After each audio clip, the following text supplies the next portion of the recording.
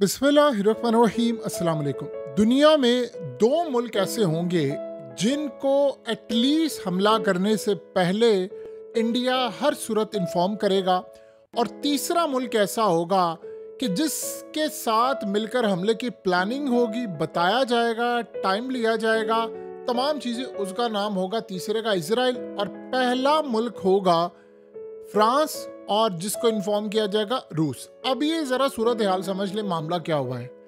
इस वक्त फ्रांस की एयरलाइन एयर फ्रांस और जर्मनी की एयरलाइन लुफ्थांसा ने अपने जहाज़ों को पाकिस्तानी एयरलाइन इस्तेमाल करने से रोक दिया है, और इमीडिएटली तमाम फ्लाइट्स को कहा है कि वो पाकिस्तान की एयर स्पेस से बाहर निकल जाएं, और रीराउटिंग इस वक्त करना शुरू कर दिया है। यानी इस वक्त सूरत हाल ये है कि अरेबियन सी में वो दाखिल हो गई हैं तमाम फ्लाइट्स, और जितनी उनकी तमाम फ्लाइट्स जो कनेक्टिंग थी सारी इस वक्त डिले हो चुकी हैं। और इस सूरत हाल में जो मुसाफिर वहाँ पर खड़े थे, उनको जो टाइम लगेगा, फ्लाइट्स डिले हो गई, उन सबको फ्री ऑफ चार्ज किया जाएगा। इस सूरत हाल में स्टेरियो ये बना है कि उन्होंने कहा है कि ख़तरा ये है कि इंडिया और पाकिस्तान की जंग चूँकि अब छिड़ने वाली है किसी भी वक्त, और इंडिया कुछ हमला करने वाला है और पाकिस्तान की एयर स्पेस के अंदर मिसाइल या कुछ चीज़ें आएंगी, लिहाजा उन्होंने एयर फ्रांस ने और जर्मनी ने, यानी फ्रांस और जर्मनी, ये वो ममालिक हैं जिन्होंने ऑफिशियली अनाउंस किया है सबसे पहले कि आपने एयर स्पेस इस्तेमाल नहीं करनी। और आप हैरान होंगे कि ब्रिटिश एयरवेज से लेकर स्विस इंटरनेशनल एयरलाइंस और दीगर एयरलाइंस ने भी पाकिस्तान की एयर स्पेस इस्तेमाल करना बंद कर दी है। ऐलान नहीं किया उन्होंने, लेकिन उन्होंने इस वक्त अरेबियन सी में ट्रैवल करना शुरू कर दिया। जो दिल्ली की जानिब अगर यानी उन्होंने जाना है तो वो पाकिस्तान की एयर स्पेस इस्तेमाल नहीं करे।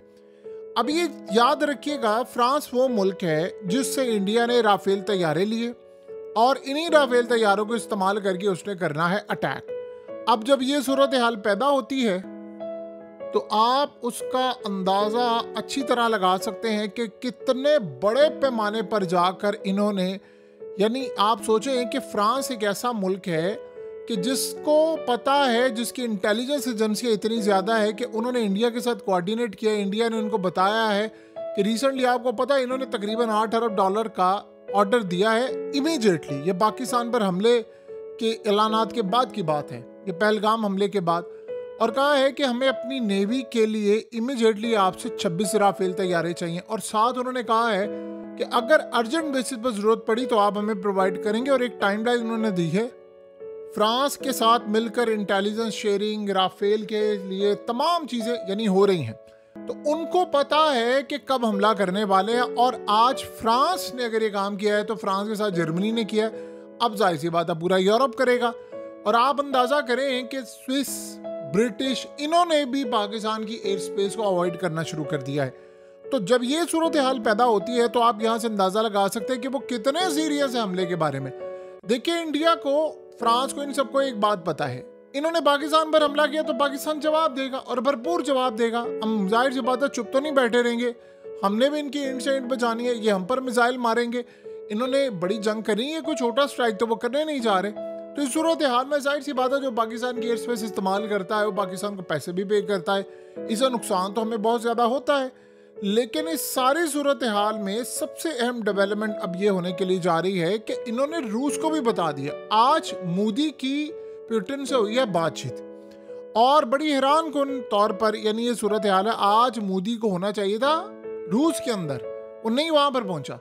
तो वहाँ पर जब रूस ने फ़ोन किया, और यानी मोदी से मुलाकात के मामला पहले से तय थे, वो नहीं हो पाई, और फ़ोन किया और बातचीत की, और इस सूरत हाल में सारी चीज़ें उन्होंने बात की। और मोदी ने कहा कि हमने हमला करना है, यानी हमने हमलावरों को नुकसान पहुंचाना, और उसमें इंडिया ने कहा कि पुतिन ने हमें बिल्कुल बैक किया। और जाहिर सी बात है, देखिए, रूस एक बहुत बड़ा पार्टनर है इंडिया का, और जब ये यूक्रेन की जंग छिड़ी थी तो इंडिया वो वाहिद मुल्क था जो पूरे यूरोप से लड़ गया था, और वो खड़े थे।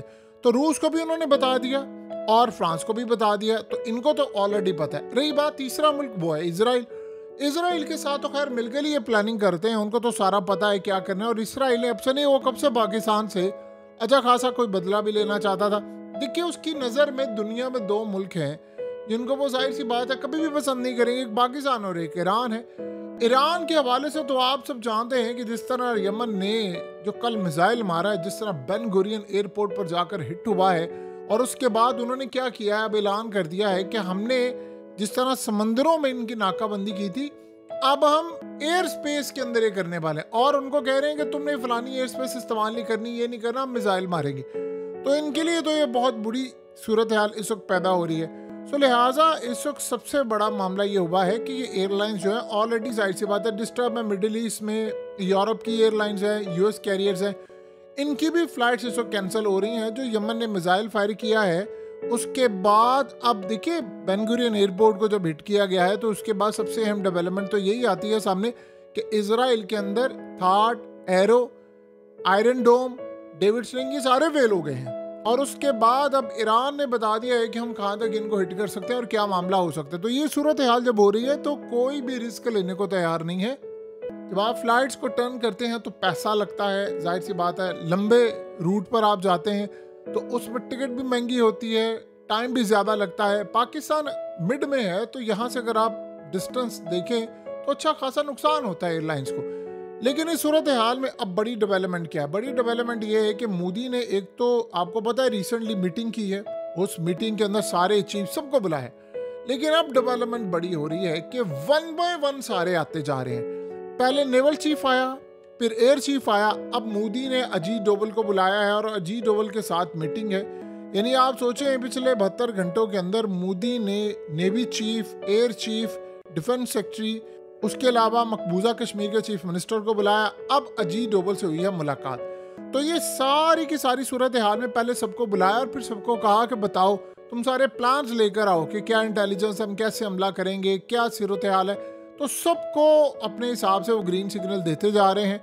यहाँ से आप अंदाज़ा करें कि जैसे जैसे ये मामला हो रहा है वैसे वैसे इंटरनेशनल कम्युनिटी रिएक्ट कर रही है।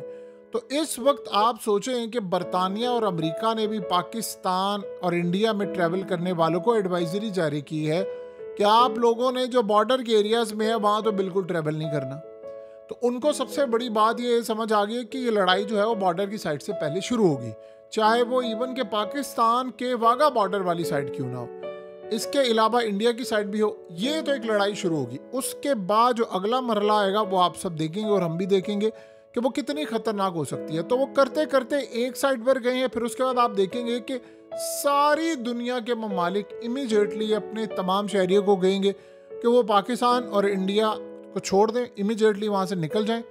जब ये मरहला आ जाए तो आप ये समझ लें कि मामला ख़राब है, क्योंकि इसमें अब ज़्यादा देर ये टाइम नहीं है। बाकी आपको अभी ये सूरत हाल नज़र आ रही है कि उन्होंने बॉर्डर के एरियाज में जाने से मना किया है। जैसे कश्मीर की साइड पर आप ना आ जाए, बहुत सारे मकबूजा कश्मीर में रहने वाले जो लोग हैं या हमारे आज़ाद कश्मीर में रहने वाले जो लोग हैं वो यूएस और ब्रिटिश नेशनैलिटी रखते हैं, तो वो आते जाते रहते हैं। तो इस सूरत हाल में पहले किया उनको मना। अब अगले मरहले के अंदर ये सबको कहेंगे कि आपने पाकिस्तान भी ट्रैवल नहीं करना, आपने इंडिया भी ट्रैवल नहीं करना। तो यहाँ से आपको अंदाज़ा हो जाएगा कि क्या मामला तुम्हें और क्या नहीं। और देखिए दूसरी जानिब हालात अब इस तरह के हो गए हैं कि इंडिया और पाकिस्तान की जो जंग है ये बिल्कुल नागजीर हो चुकी है। पाकिस्तान टेस्ट कर रहा है, इंडिया टेस्ट कर रहा है, इंडिया मीटिंग्स देख रहा है। अब ये कर क्या रहे हैं, इसमें एक बड़ी अजीबोगरीब सूरत हाल नज़र आ रही है। एक तो इंडिया के अंदर अब सारे कह रहे हैं आप हमला करें, हमला करें। तो ये कर क्या रहे हैं, मोदी बार बार एक एक करके बंदे को बुला रहा है। रोज़ हेडलाइन बनती है, अच्छा आज इसको मिला, आज मिला है, तो लोग ये कह रहे हैं अच्छा ये टाइम लग रहा है। अब वो ये तो नहीं कर सकते कि जी इमीडिएटली आईपीएल का पूरा इवेंट कैंसिल करें और यहाँ से वापस ले जाएं। ये भी बड़ा एक टास्क होगा कि आईपीएल के इवेंट को कैसे मैनेज करना है। उसको अगर गुजार कर हमला करना है फिर तो काफ़ी दिन लग जाएंगे, और अगर उससे पहले करना है तो टीमों को कैसे मैनेज करेंगे। तो यहाँ पर स्ट्राइक की सूरत हाल से आप यहाँ से अंदाज़ा कर लेना, अगर एयर स्पेस इस्तेमाल करने पर पाबंदी आयद कर दी है यूरोप की एयरलाइंस ने, तो इसका मतलब है कि उनके पास क्रेडिबल इंटेलिजेंस है। अब जाहिर सी बात है यूरोप की एयरलाइंस जो है वो इंटेलिजेंस मालूमात लेती है अपने ममालिक से, और यूरोपीय यूनियन की इंटेलिजेंस लेती है इंडिया से, अमेरिका से और दीगर एरिया से। तो वो सबके साथ मिलकर काम करते हैं। तो उनके पास इंटेलिजेंस मालूमात है कि अटैक होने के लिए जा रहा है और कितने बड़े पैमाने पर। उन्होंने बस इतना कहा कि फर्दर नोटिस जब तक नहीं आता आपने इस्तेमाल नहीं करनी कोई भी एयरलाइन। और यहाँ से आप अंदाज़ा कर लें कि कितने बड़े पैमाने पर क्या क्या तबाही का लेवल हो रहा है। देखिए इंडिया ने ऑलरेडी रूस को बता दिया है, अमेरिका को बता दिया है, इसराइल से तो खैर उन्होंने पहले मामला तय किए। उन्होंने बड़े ममालिक की दरख्वास्त जो थी, जो अब इनको कॉल करें हैं कि आप हमला न करें, उनकी रिजेक्ट कर दी है और बाकियों को ये कहा है कि हम अब ये हमला करेंगे। अगर ये रूस की दरख्वास्त को रिजेक्ट कर सकते हैं तो फिर आप बता दें कि बाकी सूरत हाल क्या रह जाती, बाकी पीछे कौन सा ऐसा मामला रह जाता है जो होने वाला है। हम इस सारी सूरत हाल को अगर देखें, जायज़ा लें, तो हमें एक बात अच्छी तरह समझ आती है कि लड़ाई तो होनी है और अब शायद ज़्यादा देर टाइम रह नहीं गया, लेकिन फैसला ये है कि इंडिया ने स्ट्राइक करना कब है, क्योंकि पाकिस्तान ने भी इस स्ट्राइक का भरपूर जवाब देना है।